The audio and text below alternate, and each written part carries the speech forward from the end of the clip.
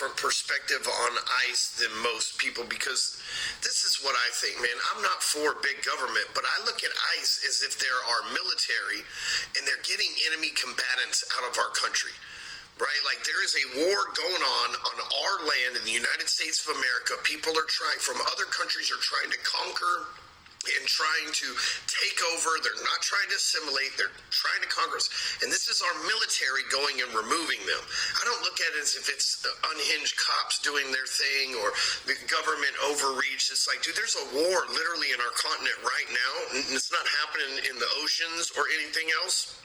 And this is, the military may be the next step to remove these people, but this is the precursor to that. That's how I look at it.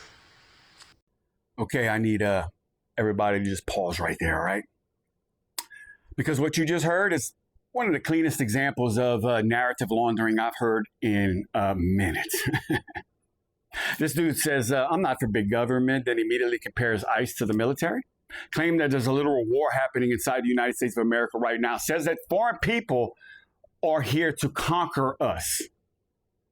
And then you have the audacity to float the idea of the U.S. military being deployed on American soil.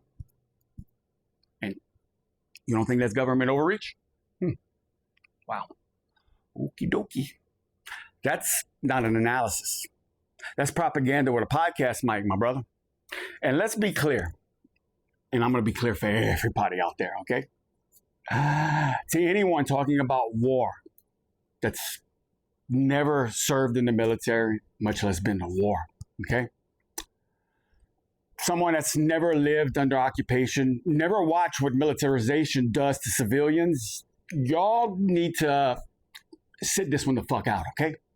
Real talk, because this isn't strength. This is ignorance dressed up as patriotism. And when someone with a massive following says this kind of reckless shit, you should all be ashamed of yourself, including you, Ryan. Okay? Not cheering this shit on. So yeah, I'm going to call it out. Because this is how people are primed to accept tyranny while thinking they're going to resist it. Now, before I go any further, let me save all of us some time here. If at any point during my video, your brain starts screaming to you, yeah, but the Democrats, Trump's fixing what they broke. It's all about illegals.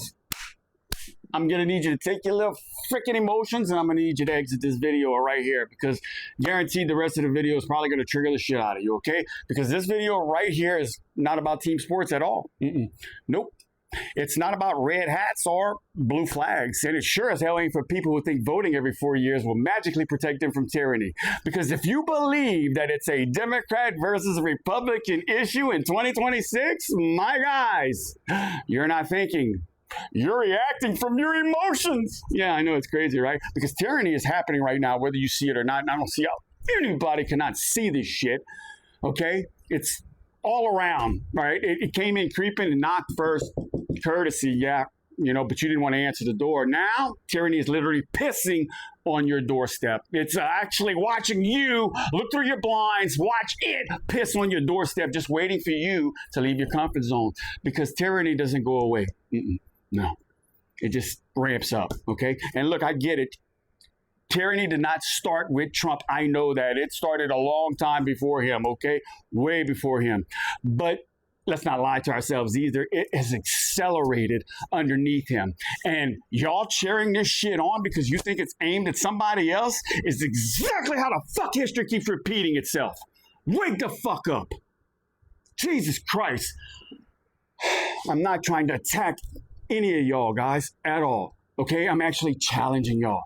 Because if you can't look past your fucking political identity, you're not exercising freedom. You're outsourcing your thinking. And speaking of outsourcing your thinking, I want you to watch how fast this narrative collapses whenever you actually compare it to reality. Everybody, this is Kash Patel, FBI director. I'm sure most of y'all know this by now, right? Let's see what Kash had to say about this situation. And I quote, "You cannot bring a firearm loaded with multiple magazines to any sort of protest that you want. It's that simple." He goes on to say that no one who wants to be peaceful shows up at a protest with a firearm that is loaded with 2 full magazines. Kash, I really wish it were that simple and that easy, but it's not. It's really not. This guy right here, this is Alex Preddy. You know, Alex dedicated his life to helping people. That was his career, his job. He was a nurse, a VA hospital nurse, meaning he worked with veterans. Yeah. He was also a legally registered gun owner. You know what else is crazy? He was legally carrying that day. Yeah. I know, crazy, right? The day he was shot and killed in the street like a dog.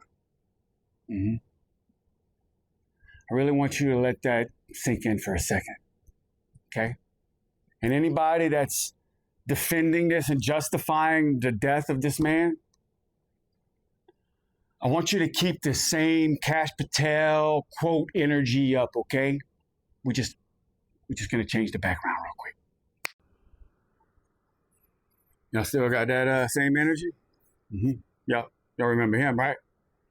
Pro Second Amendment, right? That's Kyle Rittenhouse, who came from another state, openly carried and brought a rifle to a protest that was strapped across his chest. Unfortunately, he killed 2 people, got acquitted, walked away free, and now has a podcast and a media deal. This world is crazy. And to top things off with more shit, the Trump regime just says it's now illegal for Americans to carry guns at protests, as MAGA now turns on the Second Amendment. And the First Amendment as well. Let's not forget that, right? Because, I mean, you can't be out there with a phone video recording, correct? You know, or coming to the aid of a woman. And you can't legally carry either. You know? So, we're at a crossroads here, aren't we? You know, this is not law and order by any means. This is selective enforcement. Imperial logic turned inward, right? And anyone cheering this shit on is because they think it won't touch them. And I'm gonna tell y'all something. Y'all lying to yourselves. Now let's talk about what this is really about, because the law enforcement that you see is just a visible layer, right? It's the infrastructure that's the point. And right now your neighborhoods, they're being mapped. Your homes are being digitally indexed. And what looks like to be harmless data points are becoming indicators tied to your behavior, association, and your compliance. Imagine that, right? Think less law enforcement and more of the Sims, like this stuff right here, except each household gets a score. And that score determines on how the system treats you. Ooh, low enough score, congratulations, you're at risk. And guess what? That label is not coming from a human. It's coming from tech. More alarms should be going off. You got 4 executives from Palantir, Meta, and OpenAI, as you can see right here, that are getting sworn in by the U.S. Army as lieutenant colonels under a program called Detachment 201. No combat experience, no military background yet. These people right here are embedded in as an official military adversary unit, okay? Let that sink in for a second. These people are the ones that's building the data systems that track all of us, and they are now tied to military combat structures, okay? This is not innovation. This is fusion state power corporation, surveillance, and historically, this just doesn't turn out too well. Palantir integrates law enforcement records, immigration data, travel history, financial records, phone records, utilities, license plate readers, facial recognition, and social graphs, all largely built with existing data already. How'd they get it? Well, this is where Meta comes into play, okay? Your identity, your friends' messages, behavior, watch time, scroll speed, location, Bluetooth proximity, political leanings, income bracket, emotional states, health interest, and so much more, okay? All harvested, categorized, and scored just for you, okay? Then you add AI into the mix, and you got voice recognition, facial mapping, behavioral prediction. I mean, what could go wrong? And this is all verified information. This is not freaking theory. This is documented, okay? And all you need to do to verify for yourself is go to whitehouse.gov and look this in right here, just to type that in the search bar, okay? Because they're not hiding it, they're normalizing it. I'm not trying to scare you, America. We are literally standing at a threshold right now. Division is the tool, surveillance is the infrastructure, and compliance is the goal, okay? Ignorance isn't a lack of information anymore. It's a goddamn choice. Y'all better wake the fuck up, and y'all better wake up quick, because we're not going to fix this with hate. We're going to fix this by remembering our humanity, okay? And refusing to let fear turn us into collaborators. I love y'all, and I really hope to see y'all in the next one.